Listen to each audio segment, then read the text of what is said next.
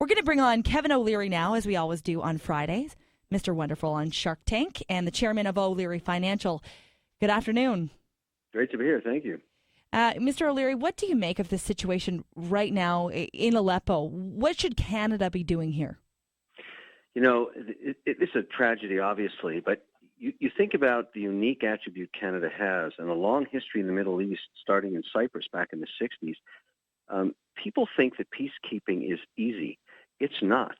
Peacekeeping is one of the riskiest and most difficult challenges any military faces, because obviously what is needed desperately in Syria is to bring some stability there, number one, and then keep the peace. And I'd argue the number one role we could have, because we have the moral equity in doing this, and we are Canadians, is that when this thing stabilizes, we could provide some peacekeeping services there. And believe me, the Syrian people are well aware of what happened for decades in Cyprus between the Turks and the Greeks.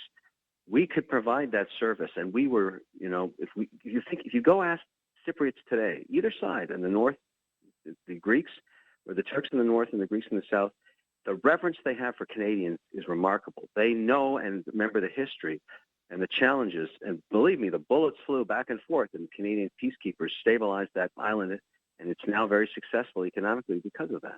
When do you think we should be doing that? It's not. We're not ready yet.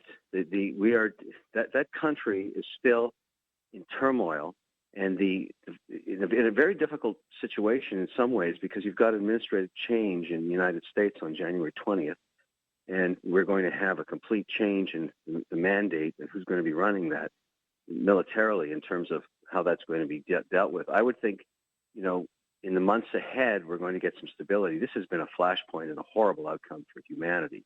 But Syria itself has to get to a place of stability. The thing about civil wars like this, it's almost a combination of terrorism and civil war. It's horrible, but it burns out when enough suffering has occurred, and we're getting to that place. People just don't want to suffer there anymore, and they want to stabilize. And even the rebels there are getting decimated by this process. So it's horrible. But when, we'll know, and I think it's going to be sometime in the next 6 months, we should offer our services as Canadian peacekeepers. Yeah, I think a lot of people are thinking about that and thinking that surely Canada can be doing something more to help the people in Aleppo. You're talking about sending peacekeepers.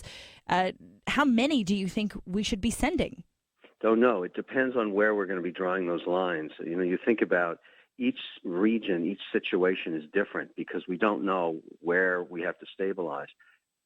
It's a fluid situation, but the point is, if there's anybody that has the moral brand to do it, if there's any country on earth, it would be us, maybe the Swedes and the Danish, but very, very few countries enjoy the reputation we have in the Middle East. And those peacekeepers that, served decades ago, we owe them a huge gratitude because they built that equity.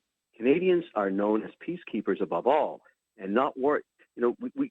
There's something proud about being a warrior. The war is a desperate outcome for a human being. Peacekeeping is extremely noble. Okay, I just want to shift gears here now. Kevin O'Leary is on the line. If you're just tuning in right now, he's Mr. Wonderful.